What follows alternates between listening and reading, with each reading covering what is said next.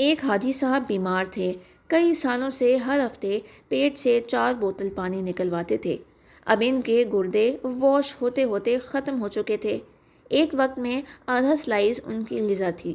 سانس لینے میں بہت دشواری کا سامنا تھا۔ نکاہت اتنی کہ بغیر سہارے کے حاجت کے لیے جا نہ سکے تھے۔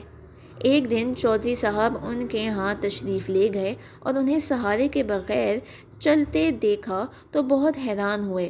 انہوں نے دور سے ہاتھ ہلا کر چودھری صاحب کا استقبال کیا۔ چہل قدمی کرتے کرتے حاجی صاحب نے 10 چکر لان میں لگائے، پھر مسکرا کر ان کے سامنے بیٹھ گئے۔ ان کی گردن میں صحت مند لوگوں جیسا تناؤ تھا۔ چودھری صاحب ان سے پوچھا کہ یہ معجزہ کیسا ہوا؟ کوئی دوا، کوئی دعا، کوئی پیتھی، کوئی تھراپی؟ آخر یہ کمال کس نے دکھایا؟ حاجی صاحب نے فرمایا میرے ہاتھ میں ایک ایسا نسخہ آیا ہے کہ اگر دنیا کو معلوم ہو جائے تو سارے ڈاکٹر حکیم بے روزگار ہو جائیں، سارے ہسپتال بند ہو جائیں اور سارے میڈیکل سٹورز پر تالے لگ جائیں۔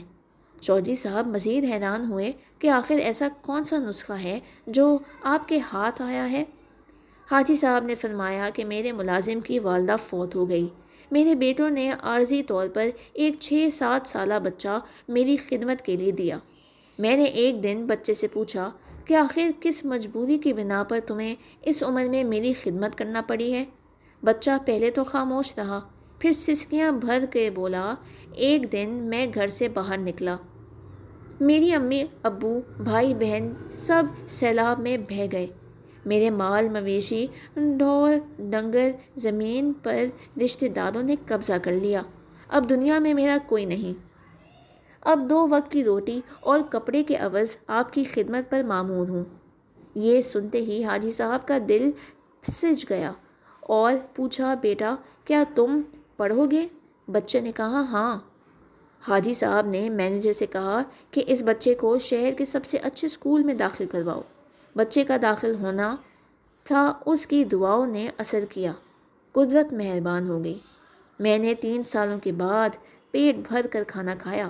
سارے ڈاکٹر اور گھر والے حیران۔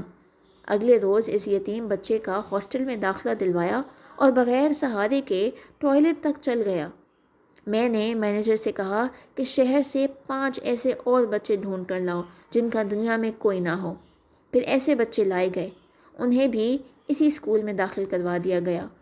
اللہ تعالیٰ نے فضل کیا اور آج میں بغیر سہارے کے چل رہا ہوں، سیر ہو کر کھا پی رہا ہوں اور کہہ کے لگا رہا ہوں۔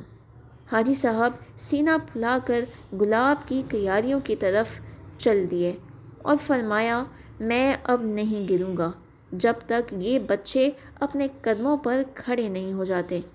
حاجی صاحب گلاب کی کیاریوں کے قریب رک گئے اور ایک عجیب فکرہ زبان پر لائے، قدرت یتیموں کو سائے دینے والے درختوں کے سائے لمبے کر دیا کرتی ہے۔